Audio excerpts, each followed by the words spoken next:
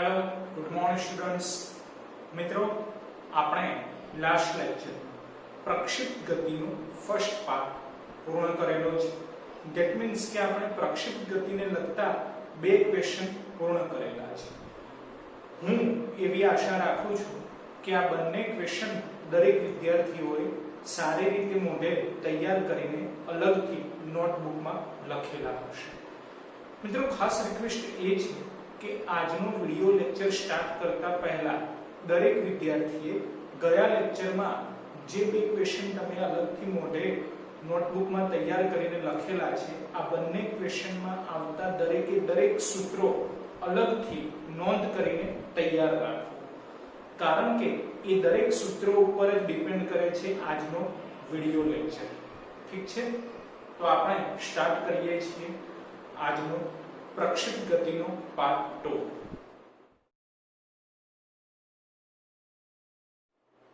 મિત્રો પ્રક્ષિપ્ત ગતિના part 2 that means કે આજના વિડિયો લેક્ચરમાં આપણે જોઈએ છીએ પ્રક્ષિપ્ત ગતિને લગતો ત્રીજો ક્વેશ્ચન જે આ પ્રમાણે છે પ્રક્ષિપ્ત પદાર્થને મહત્તમ ઊંચાઈ પ્રાપ્ત કરવા માટે લાગતો સમય ઉડ્ડયનનો કુલ સમય અને મહત્તમ ઊંચાઈના સૂત્રો મેળવો ત્રણ સૂત્રો આપણે મેળવવાના છે કયા ત્રણ સૂત્રો તો મહત્તમ ઊંચાઈ પ્રાપ્ત કરવા માટે લાગતો સમય જેનો સિમ્બોલ આપણે t મેક્સિમમ એટલે કે tm લઈશું બીજું સૂત્ર જે છે ઉડ્ડયનનો કુલ સમય એટલે કે t ફ્લાઇટ જેનો સિમ્બોલ આપણે tf લઈશું અને ત્રીજું સૂત્ર જે છે મહત્તમ ઊંચાઈ એટલે કે હાઈટ તેનો સિમ્બોલ આપણે લઈશું h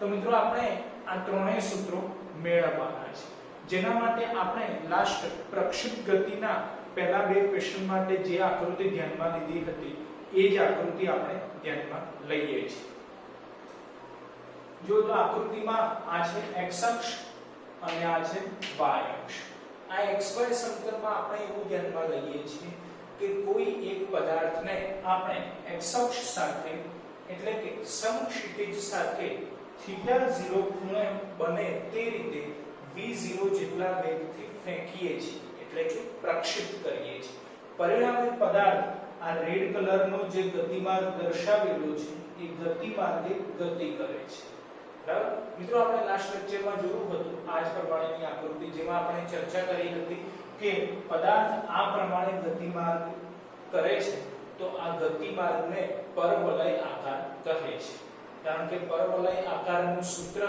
એ આ ગતિમાર્ગનું જ સૂત્ર મળી રહે છે જે આપણે લાસ્ટ લેક્ચરમાં ચર્ચા કરી હતી બરાબર તો તમે જોઈ શકો છો કે આકૃતિ જે આપણે લાસ્ટ લેક્ચરમાં ધ્યાનમાં લીધી હતી એ જ પ્રમાણેની છે કે આ xy સમતલમાં કોઈ એક પદાર્થને ઉગમ બિંદુ પાસેથી x અક્ષ સાથે θ0 ખૂણો બને તે રીતે v0 જેટલા વેગથી પ્રક્ષિપ્ત કરીએ છીએ એટલે કે ફેંકીએ છીએ તો પદાર્થ આ o થી p p થી q એટલે કે o p q આ રેડ કલરના પરવલય આકારના માર્ગે ગતિ કરે છે ઠીક છે તો એમાં પદાર્થનો પ્રારંભિક વેગ વેક્ટર v0 જેટલો છે એની પણ ચર્ચા આપણે કરી હતી કે જો કોઈ પણ વક્રાકાર માર્ગ હોય તો વક્રાકાર માર્ગ માટે કોઈ પણ બિંદુએ આપણે વેગની દિશા નક્કી કરવી હોય તો તે બિંદુએ ગતિની દિશામાં સ્પર્શક દોરવો પડે તો આપણે o બિંદુ પાસે ઉગમ બિંદુ પાસે વેગની દિશા નક્કી કરવી છે તેના માટે ગતિની દિશામાં ત્યાં ગ્રીન કલરથી આપણે સ્પર્શક દોરેલો છે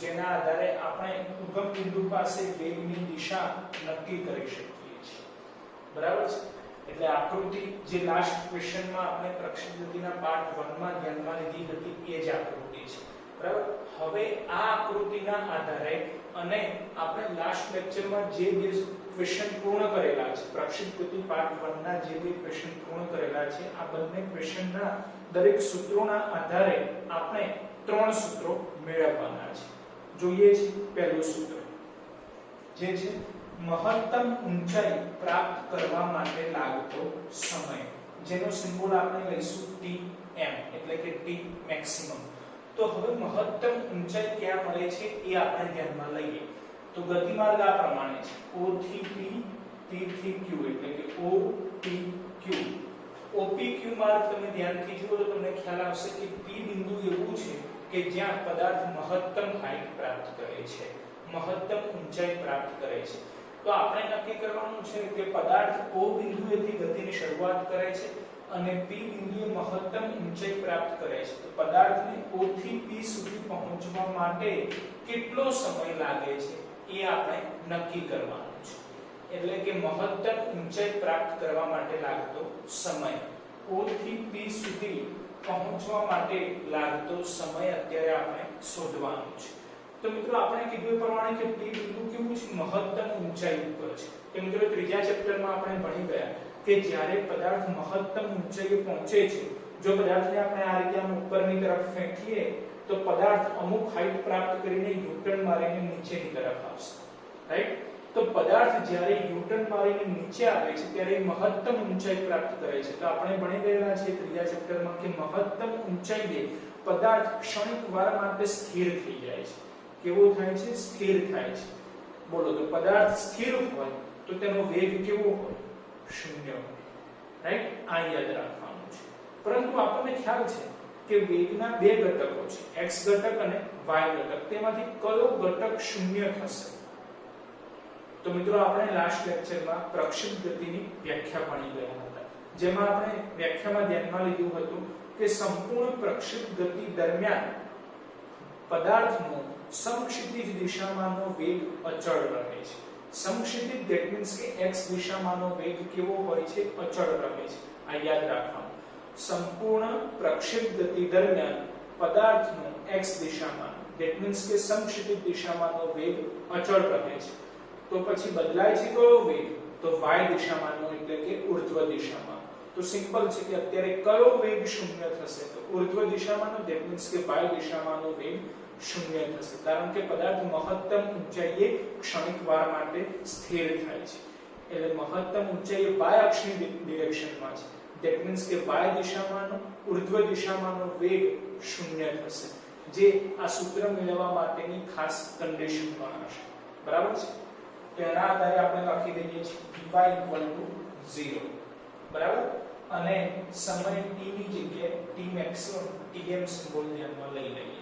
તો હવે મિત્રો આપણે લાસ્ટ લેક્ચરમાં જે પ્રક્ષિપ્ત ગતિના સૂત્રો મેળવેલા હતા એમાંથી vy એટલે કે અંતિમ વેગના y ઘટકનું સૂત્ર ધ્યાનમાં લઈએ છીએ.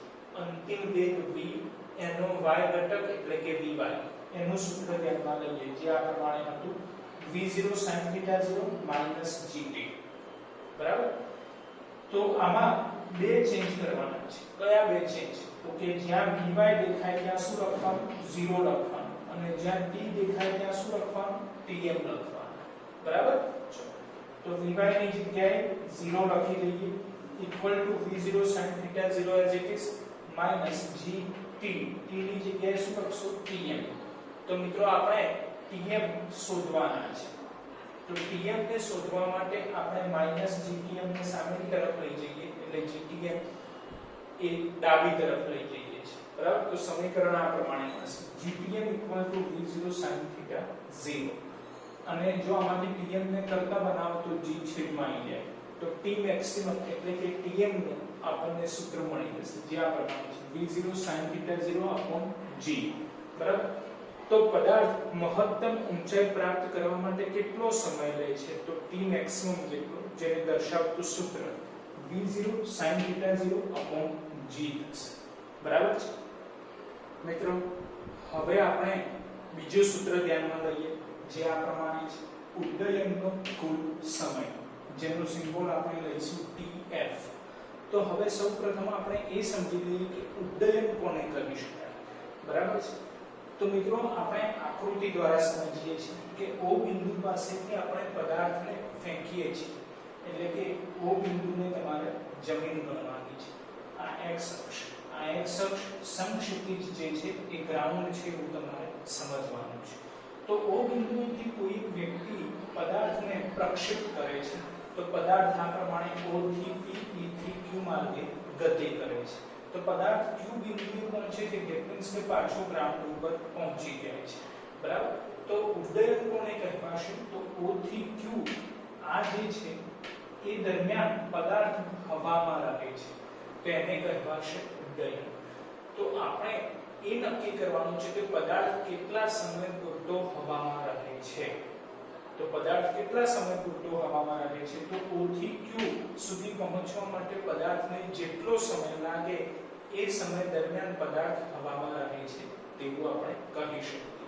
તો સિમ્પલ ખ્યાલ આવી જાય કે O થી પદાર્થને ફેંકીએ છીએ, Q એ એનું અંતિમ બિંદુ છે, તો પદાર્થને O થી Q સુધી પહોંચવા માટે કેટલો સમય લાગે છે એને કહેવાશે ઉડ્ડયનનો કુલ સમય.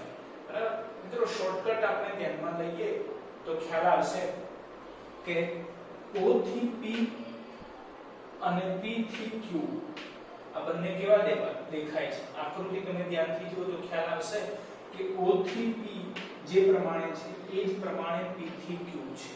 ફક્ત O થી P દરમિયાન પદાર્થ હાઈટ પ્રાપ્ત કરે છે, જ્યારે P થી Q દરમિયાન પદાર્થ નીચેની તરફ ગતિ કરે છે.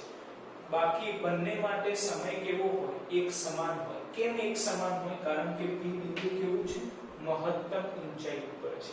ધેટ મીન્સ કે પદાર્થને O થી P સુધી પહોંચવા માટે જેટલો સમય લાગે છે તેટલો જ સમય P થી Q પર પહોંચવા માટે લાગે છે એવું આપણે કહી શકીએ. તો આપણે જોયું કે પદાર્થને O થી P સુધી પહોંચવા માટે એટલે કે મહત્તમ ઊંચાઈ પ્રાપ્ત કરવા માટે કેટલો સમય લાગે છે તો T મેક્સિમમ જેટલો. ધેટ મીન્સ કે આ અંતર કાપવા માટે પદાર્થને T મેક્સિમમ જેટલો સમય લાગે છે. તો P થી Q સુધી પહોંચવા માટે પણ પદાર્થને કેટલો સમય લાગે એટલો જ, એટલે કે T મેક્સિમમ જેટલો જ સમય લાગે. તો હવે આપણે પદાર્થને O થી Q સુધી પહોંચવા માટે કેટલો સમય લાગે એ નક્કી કરવાનું છે. તો સિમ્પલ છે, Tm Tm. That means કે 2Tm જેટલો સમય લાગે.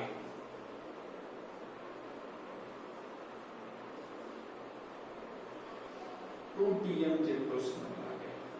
બરાબર? તો Tm નું સૂત્ર તો છે જ આપણી જોડે. Tm નું સૂત્ર શું છે? V0 sin θ 0 G. આગળ શું ગુણાઈ જાય? 2 ગુણાઈ જાય. That means કે ઉડ્ડયનનો કુલ સમય એટલે કે પદાર્થને O થી Q સુધી પહોંચવા માટે જેટલો સમય લાગે છે એ સમય Tf જેટલો છે. તેનું સૂત્ર શું થાય? તો 2Tm એટલે કે 2V0 sin θ 0 G. તો એ ડાયરેક્ટ આપણને મળી જાય છે. તમે જોઈ શકો છો Tf 2V0 sin θ 0 G 2Tm. આ યાદ રાખવા માટેની શોર્ટકટ છે. બાકી હવે આપણે ધ્યાનમાં લઈએ છીએ કે સમીકરણ પ્રમાણે આપણે આ સૂત્ર કેવી રીતે મેળવી શકીએ છીએ. બરાબર? આ જે આન્સર આપણે લાયા Tm Tm આ લોજિકલી છે. હવે સમીકરણ દ્વારા કેવી રીતે આપણે Tf નું સૂત્ર મેળવી શકીએ છીએ એ આપણે ધ્યાનમાં લઈએ છીએ. તો મિત્રો સિમ્પલ છે કે O બિંદુએથી પદાર્થને ફેંકીએ છીએ, Q બિંદુ સુધી પદાર્થ પહોંચે છે. એ દરમિયાનનો આપણે સમય નક્કી કરવાનો છે. તો જુઓ તો O અને Q બંને બિંદુઓ કઈ અક્ષ ઉપર છે? તો સિમ્પલ છે, x અક્ષ ઉપર છે. તો એવું કહી શકાય કે જો પદાર્થ x અક્ષ ઉપર હોય તો તેનો કયો યામ શૂન્ય થાય? તો y યામ શૂન્ય થાય. તો સિમ્પલ આપણે કન્ડિશન યાદ રાખવી પડશે કે y 0 અને સમય t ની જગ્યાએ આપણે tf ધ્યાનમાં લઈશું. બસ, તો આ કન્ડિશનના આધારે આપણે y નું સૂત્ર ધ્યાનમાં લેવાનું છે. y that means કે આપણે પ્રક્ષેપ ગતિના પાર્ટ 1 માં અંતિમ સ્થાનનું સૂત્ર મેળવ્યું હતું. એ અંતિમ સ્થાનના y ઘટકનું સૂત્ર આપણે ધ્યાનમાં લેવું પડે, જે આ પ્રમાણે છે y v0 sin θ 0 t -half gt². બરાબર? તો હવે આ સૂત્રમાં આપણે બે ચેન્જ કરવાના છે. કયા બે ચેન્જ? તો જ્યાં y દેખાય ત્યાં 0 લખીશું અને જ્યાં t દેખાય ત્યાં tf લખીશું. બરાબર છે? ચલો y ની જગ્યાએ 0 લખી દઈએ equal to v0 sin θ 0 as it is. t ની જગ્યાએ tf લખી દઈએ -half g અને t ની જગ્યાએ tf લખી દઈએ તેનો વર્ગ. તો હવે મિત્રો સાદુરૂપ આપવાનું છે અને tf આપણે શોધવાના છે. તો સિમ્પલ છે કે -half gtf² ને ડાબી તરફ લઈ જઈએ તો પ્લસ બની જશે, એટલે કે half gtf² v0 sin θ 0 tf. તો મિત્રો સિમ્પલ છે, ડાબી તરફ અને જમણી તરફ જે સમાન હોય એ કેન્સલ થઈ જશે તો ડાબી તરફ છે tf2, જમણી તરફ છે tf, તો એક tf કેન્સલ થઈ જાય તો ડાબી તરફ એક tf રહેશે અને tf જ આપણે શોધવાના છે. તો સિમ્પલ tf ને કરતા બનાવો તો 2 સામેની તરફ જશે અને g છેદમાં આવી જશે. તો tf નું સૂત્ર મળી જશે tf 2v0 sin θ 0 g. મિત્રો હવે આ સૂત્રને ધ્યાનથી જુઓ અને 2 અલગ પાડો. જો 2 અલગ પાડી દઈએ તો બાકી શું રહ્યું? v0 sin θ 0 g. બોલો v0 sin θ 0 g કોનું સૂત્ર છે? તો tm નું સૂત્ર છે. પણ આગળ શું ગુણાયેલા છે? 2. ધેટ મીન્સ કે આ સૂત્રને આપણે 2tm લખી શકીએ. તો થઈ ગયું સાબિત. tf બરાબર 2v0 sin θ 0 g that means કે 2tm. જ્યાં tm શું છે? તો v0 sin θ 0 g છે. તો મિત્રો પદાર્થના ઉડ્ડયનના કુલ સમયે tf નું સૂત્ર પણ આપણને મળી ગયું છે. બરાબર છે? ચાલો હવે આપણે જોઈએ છીએ ત્રીજો સૂત્ર જે છે મહત્તમ ઊંચાઈ એટલે કે હાઈટ h નું સૂત્ર આપણે મેળવવાનું છે. તો હવે મહત્તમ ઊંચાઈ સૌપ્રથમ આપણે આકૃતિમાં સમજી લઈએ છીએ. તો આપણે અગાઉ કીધું એ પ્રમાણે કે p બિંદુ એવું બિંદુ છે કે જ્યારે પદાર્થ મહત્તમ ઊંચાઈએ પહોંચે છે. તો આપણે p બિંદુએથી x અક્ષ ઉપર એક લંબ ડ્રો કરી લઈએ છીએ. તમે જોઈ શકો છો બ્લુ કલરની ત્રુટક લાઈન વડે આપણે એક લંબ દોરેલો છે p બિંદુએથી x અક્ષ ઉપર. પરિણામે આપણને s બિંદુ મળે છે. તો આપણે આ s થી p નું અંતર નક્કી કરવાનું છે જેને કહેવાશે મહત્તમ ઊંચાઈ એટલે કે હાઈટ. s થી p નું અંતર નક્કી કરવાનું છે. તો સિમ્પલ છે કે આ s થી p નું જે અંતર છે એ કઈ અક્ષને સમાંતર છે? તો ખ્યાલ આવે કે y અક્ષને સમાંતર છે. ધેટ મીન્સ કે આપણે y h ધ્યાનમાં લેવા પડે. જ્યાં h શું છે? તો s થી p નું અંતર અને એ અંતર આપણે મહત્તમ ઊંચાઈ છે જેનો સિમ્બોલ આપણે h જેટલો લીધેલો છે. ધેટ મીન્સ કે આ સૂત્ર મેળવવા માટેની કન્ડિશન શું થઈ ગણાશે? તો y h થવું ગણાશે. અને સાથે મહત્તમ ઊંચાઈ મેળવવાની છે. ધેટ મીન્સ કે મહત્તમ ઊંચાઈ પદાર્થને પહોંચવા માટે કેટલો સમય લાગે છે? તો t મેક્સિમમ જેટલો. તો જ્યાં t દેખાય ત્યાં t મેક્સિમમ મૂકી દેવાના. તો y બરાબર h અને t બરાબર t મેક્સિમમ. આ બંને કન્ડિશન આપણે ધ્યાનમાં રાખવાની. તો આ કન્ડિશન સાથે આપણે y નું સૂત્ર ફરીથી ધ્યાનમાં લઈએ છીએ. જે સૂત્ર આપણે ધ્યાનમાં લીધું હતું અગાઉ એ જ સૂત્ર આપણે ધ્યાનમાં લઈએ છીએ. y v0 sin θ 0 t half gp2. આ સૂત્રમાં બે ચેન્જ કરવાના છે. કયા બે ચેન્જ? તો y h મૂકી દેવાનું અને t tm મૂકી દેવાનું છે. બરાબર? ચલો y ની જગ્યાએ h મૂકી દો, v0 sin θ 0 t ની જગ્યાએ tm મૂકી દો half g t ની જગ્યાએ tm મૂકી દો એનો વર્ગ થઈ જાય. હવે મિત્રો સિમ્પલ છે કે આપણે h શોધવાના છે. પરંતુ tm છે અને tm નું સૂત્ર આપણે મેળવેલું છે v0 sin θ 0 g. That means કે tm નું સૂત્ર મૂકવાનું, સાદુરૂપ આપવાનું અને h શોધવાનું છે. બરાબર છે? h હવે જોજો ધ્યાન આપજો સાદુરૂપ v0 sin θ 0 as it is રાખીએ છીએ અને tm ની જગ્યાએ એનું સૂત્ર મૂકી દઈએ છીએ. એનું સૂત્ર શું છે? તો v0 sin θ 0 g. That means કે v0 sin θ 0 તો હતા જ, જોડે ફરીથી tm ના v0 sin θ 0 g ગુણાય છે. ધેટ મીન્સ કે v0 sin θ 0 નો સ્ક્વેર બની જશે. બરાબર? અને છેદમાં g as it is છે. તો એ આ પ્રમાણે લખાશે v0 square sin square θ 0 g. બરાબર છે? માઈનસ પછી આ થઈ જશે g/2. ધ્યાનથી જોજો, ખ્યાલ આવશે g/2. તો આપણે માઈનસ કરીને g/2 લખી દઈએ છીએ g/2. બરાબર? અને પછી છે tm square. tm square that means કે આનો વર્ગ લખવો પડે. તો આનો વર્ગ કરી દઈએ તો v0 square sin square θ 0 g square. બરાબર? tm એટલે કે આ છે, આનો વર્ગ આપણે અહીં લખી દીધેલું છે. તો સિમ્પલ ખ્યાલ આવશે કે ઉપર નીચેથી g કટ થઈ જશે. બરાબર? તો પહેલું પદ એ જ રીતે રાખીએ છીએ v0 square sin square θ 0 g minus ઉપર નીચે g કેન્સલ, પરંતુ ઉપર g છે જ્યારે છેદમાં g સ્ક્વેર છે. ધેટ મીન્સ કે છેદમાં એક g બાકી રહેશે. બરાબર? તો v0 square sin square θ 0 2g. બરાબર? હવે મિત્રો કંઈ કોમન નીકળે છે જોઈ લઈએ તો v0 square sin square theta 0 upon g common નીકળશે તો શું બાકી રહે છે તો v0 square sin square theta 0 upon g common કાઢ્યા તો બાકી રહેશે 1 minus 1/2 1 minus 1/2 બોલો 1 minus 1/2 તો 1/2 બાકી રહેશે that means કે આપણને સૂત્ર મળી h v0 square sin square theta 0 upon 2g બરાબર જુઓ તો v0 square sin square theta 0 upon g as it is અને 1 minus 1/2 that means 1/2 1 upon 2 તો મહત્તમ ઊંચાઈ h નું સૂત્ર આ પ્રમાણે મળશે v0 square sin square theta 0 upon 2g બરાબર છે મિત્રો આપણે આ ક્વેશ્ચનમાં ત્રણ સૂત્રો મેળવ્યા છે આ ત્રણેય સૂત્રો ખાસ યાદ રાખવા પરીક્ષા માટે તો આ આખો ક્વેશ્ચન ઇમ્પોર્ટન્ટ છે પરંતુ આ ત્રણેય સૂત્રો દાખલા માટે ખાસ યાદ રાખવાના છે કયા ત્રણ સૂત્રો તો મહત્તમ ઊંચાઈ પ્રાપ્ત કરવા માટે લાગતો સમય એટલે કે t maximum જેનું સૂત્ર આ પ્રમાણે છે Tm v0 sin theta 0 upon g જે બોક્સ કરેલું છે બરાબર બીજું સૂત્ર તો ઉત્તેજનનો કુલ સમય એટલે કે Tf જેનું સૂત્ર છે 2v0 sin theta 0 upon g એટલે કે 2pm એ પણ બોક્સ કરેલું છે અને ત્રીજું સૂત્ર મહત્તમ ઊંચાઈ જે છે h નું સૂત્ર v0 square sin square theta 0 upon 2g એને પણ બોક્સ કરેલું છે એટલે મિત્રો દાખલા માટે અને આની આગળના ચોથા ક્વેશ્ચન માટે આપણે આ ત્રણે બોક્સ કરેલા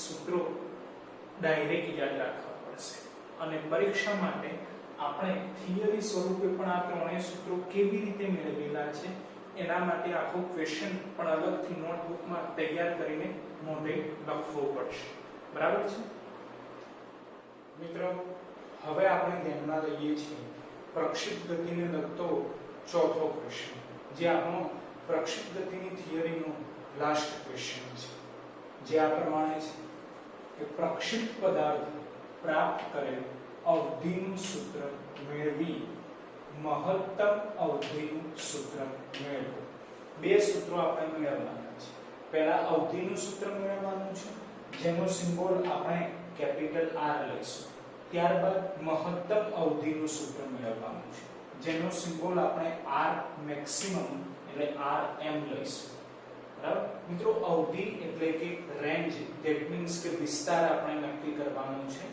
જેના આધારે આપણે સિમ્બોલ R લીધેલો છે બરાબર તો સૌપ્રથમ આપણે R ક્યાં છે એ આકૃતિમાં સમજી લઈએ તો મિત્રો આકૃતિ જે આપણે અગાઉના પ્રક્ષિપ્ત ગતિના ક્વેશ્ચન્સમાં ધ્યાનમાં લીધેલી છે એ જ આકૃતિ છે કે આ એક x અક્ષ છે આ y અક્ષ છે કોઈ એક પદાર્થ આ x y સમતલમાં સમક્ષિતિજ સાથે એટલે કે x અક્ષ સાથે θ0 ખૂણો બનાવે તે રીતે આ રીતે θ0 ખૂણો બનાવે તે રીતે v0 જેટલા પ્રારંભિક વેગથી આપણે તે પદાર્થને ઉગમ બિંદુ O પાસેથી પ્રક્ષિપ્ત કરીએ છીએ ધેટ મીન્સ કે ફેંકીએ છીએ તો પદાર્થ આ પ્રમાણે ગતિ કરે છે O થી P અને P થી Q આ O P Q આ માર્ગે ગતિ કરે છે બરાબર જેમાં આપણે લાસ્ટ લેક્ચરમાં કીધું હતું એ પ્રમાણે કે O બિંદુ પાસે આપણે વેગ નક્કી કરવો છે વેગની દિશા નક્કી કરવી છે તો આપણે કીધું હતું કે વક્રાકાર માર્ગ હોય તો જે બિંદુ પાસે વેગની દિશા નક્કી કરવી હોય તે બિંદુ પાસે ગતિની દિશામાં આપણે સ્પર્શક દોરવો પડે તો O બિંદુ પાસે આપણે આ ગ્રીન કલરથી સ્પર્શક દોરેલો છે દેખાય છે તમને ગ્રીન કલરથી સ્પર્શક દોરેલો છે જેના આધારે વેગની દિશા એટલે કે વેક્ટર v0 ની ઉગમ બિંદુ પાસેની દિશા નક્કી થશે બરાબર છે અને પદાર્થ જે માર્ગે ગતિ કરે છે O P Q એ આપણે રેડ કલરના માર્ગ વડે દર્શાવેલો છે તો હવે આપણે આમાં અવધિ નક્કી કરવાની છે અવધિ ધેટ મીન્સ કે વિસ્તાર એટલે કે પથ્થરને આપણે O બિંદુ પાસેથી ફેંકીએ છીએ તો પદાર્થ કેટલી દૂર સુધી જઈ શકે છે ધેટ મીન્સ કે પદાર્થને O બિંદુ પાસેથી ફેંકીએ તો પદાર્થ પાછો જમીન ઉપર ક્યારે આવે છે તો Q બિંદુએ આવે છે તો એ O થી Q દરમિયાન કેટલું અંતર કાપે છે એને કહેવાશે રેન્જ ધેટ મીન્સ કે વિસ્તાર એટલે કે અવધિ જેનો સિમ્બોલ આપણે r લઈએ છીએ તો આપણે o થી q નું અંતર r નક્કી કરવાનું છે ખ્યાલ આવ્યો દરેકને o થી q નું અંતર કેપિટલ R થશે જેને કહેવાશે રેન્જ વિસ્તાર એટલે કે અવધિ જેનું સૂત્ર આપણે અત્યારે મેળવવાનું છે બરાબર તો મિત્રો o થી q નું અંતર જે છે કેપિટલ R જેટલું જે કઈ અક્ષને સમાંતર છે બોલો તો x અક્ષને સમાંતર છે ધેટ મીન્સ કે આની કન્ડિશન થઈ ગઈ કે x ની જગ્યાએ આપણે r લખવા પડે જે રીતે મહત્તમ ઊંચાઈનું સૂત્ર આપણે મેળવ્યું હતું જુઓ તે થિયરીમાં તમને ખ્યાલ આવશે મહત્તમ ઊંચાઈ ધેટ મીન્સ s થી p નું અંતર બોલો કઈ અક્ષને સમાંતર છે આ s થી p નું અંતર કઈ અક્ષને સમાંતર છે y અક્ષને સમાંતર છે તેમાં આપણે કન્ડિશન શું ધ્યાનમાં લીધી હતી y h તો એ જ રીતે આપણે હવે o થી q નું અંતર નક્કી કરવાનું છે બોલો o થી q નું અંતર કઈ અક્ષને સમાંતર છે x અક્ષને સમાંતર ધેટ મીન્સ કે x ની જગ્યાએ આપણે r લખવા પડે બરાબર તો એ કન્ડિશન થઈ ગઈ કહેવાય અને o થી q સુધી પદાર્થને પહોંચવા માટે કેટલો સમય લાગે છે ધેટ મીન્સ કે ઉડ્ડયનનો કુલ સમય જેનો સિમ્બોલ આપણે tf લીધો હતો તો કન્ડિશન યાદ રાખવાની મિત્રો કે x ની જગ્યાએ કેપિટલ R લખીશું અને t tf લખીશું બરાબર છે તો આ ચેન્જ સાથે હવે આપણે x નું સૂત્ર ધ્યાનમાં લઈએ જે આપણે લાસ્ટ લેક્ચરમાં ધ્યાનમાં લીધું હતું કે અંતિમ સ્થાન જેનું x ઘટક એનું સૂત્ર આ પ્રમાણે હતું x v0 cos θ0 t તેમાં બે ફેરફાર કરવાના x ની જગ્યાએ r લખવાના અને t ની જગ્યાએ tf લખવાના છે બરાબર ચલો x ની જગ્યાએ r લખી દઈએ છીએ v0 cos θ0 અને t ની જગ્યાએ tf તો મિત્રો tf તો આપણે પ્રક્ષેપ ગતિના ત્રીજા ક્વેશ્ચનમાં એટલે કે આની અગાઉના ક્વેશ્ચનમાં tf નું સૂત્ર મેળવેલું છે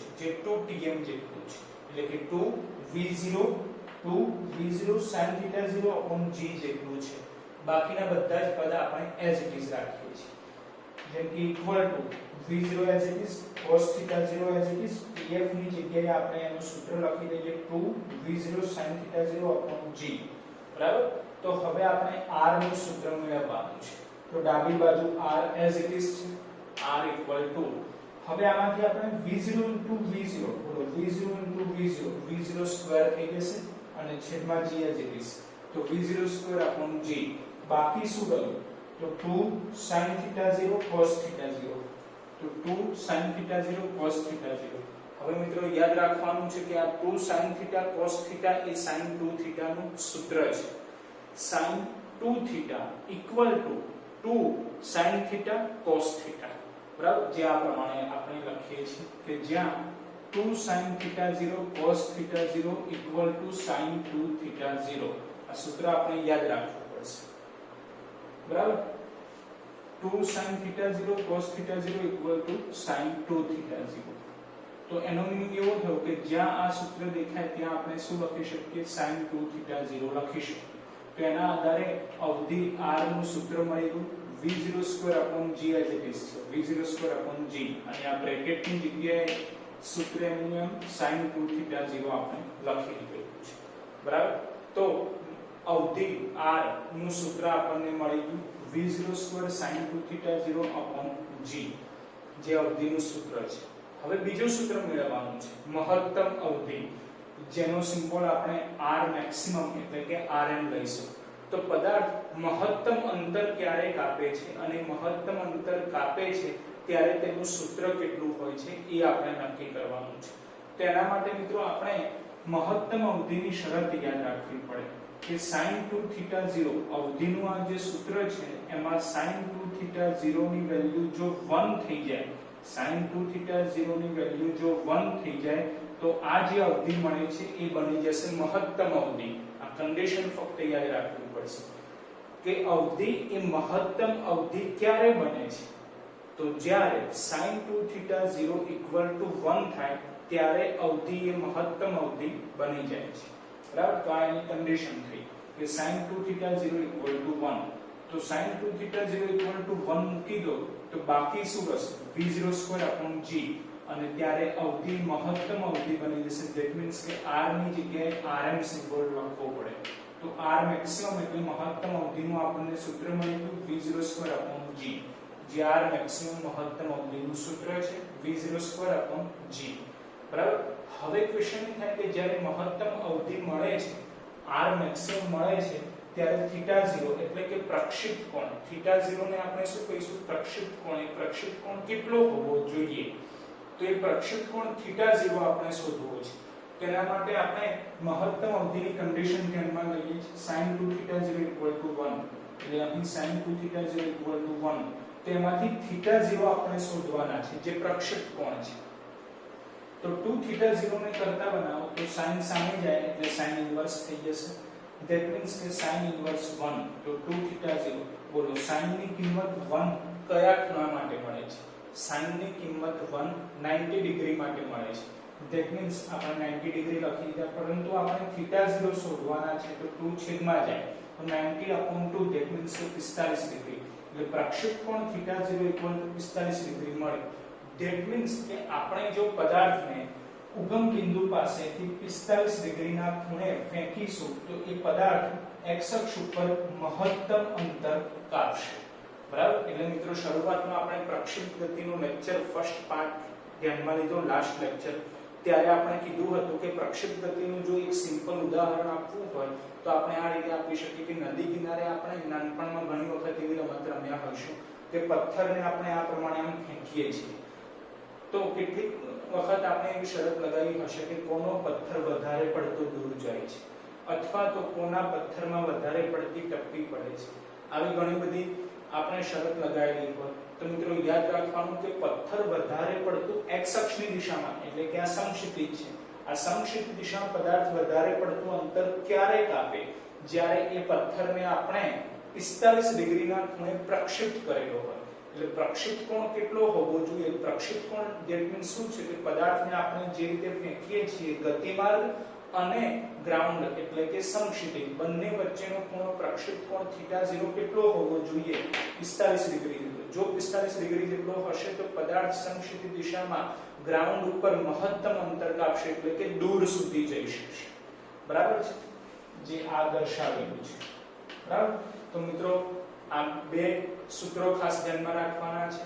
અવધિનું સૂત્ર જે છે v02 sin 2θ0/g અને મહત્તમ અવધિનું સૂત્ર જે છે r maximum v02/g અને મહત્તમ અવધિ મળે તે માટે પ્રક્ષિપ્ત કોણ કેટલો હોવો જોઈએ તો આપણે યાદ રાખવાનું છે કે 45 ડિગ્રી જેટલો હોવો જોઈએ। અને આ સૂત્ર મેળવવા માટે આપણે એક વધારાના મેથ્સના સૂત્રનો ઉપયોગ કરેલો છે, એ ખાસ ધ્યાનમાં રાખવાનું છે કે sin 2θ0 2 sin θ0 cos θ0 છે બરાબર છે।